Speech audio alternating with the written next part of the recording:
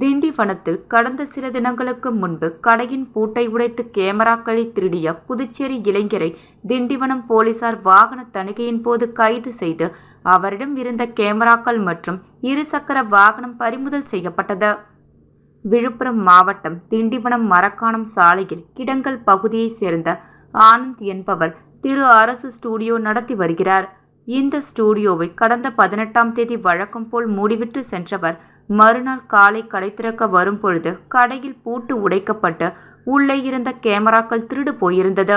இதுகுறித்து திண்டிவனம் போலீசில் ஆனந்த் புகார் அளித்ததன் பேரில் வழக்கு பதிவு செய்து குற்றவாளியை தேடி வந்தனர். சப் இன்ஸ்பெக்டர் காலை 7:45 மணியளவில் சுதன் தலைமையிலான போலீசார் மரக்காணம் கூட்டு சாலையில் வாகன தணிக்கையில் ஈடுபட்டிருந்த பொழுது புதுச்சேரியில் இருந்து திண்டிவனம் நோக்கி பல்சர் பைக் ஓட்டி வந்த இளைஞரை நிறுத்தி சோதனை செய்ததில் அவர் முன்னுக்கு பின் முரணாக பதில் அளித்ததால் அவரை காவல் நிலையம் அழைத்து வந்து விசாரணை செய்ததில் அவர் திரு அரசு ஸ்டுடியோவில் திருடிய கேமராக்கள் வைத்திருந்ததும் அதனை மீண்டும் விற்பனை செய்வதற்காக எடுத்து வந்ததும் தெரியவந்தது.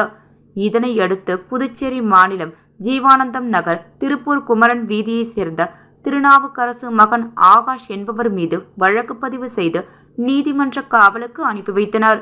இந்த ஆகாஷ் மீது புதுச்சேரி ஆரவில் மற்றும் திண்டிவனம் காவல் நிலையங்களில் 5 திருட்டு வழக்குகள் நிலுவையில் உள்ளது குறிப்பிடத்தக்கது.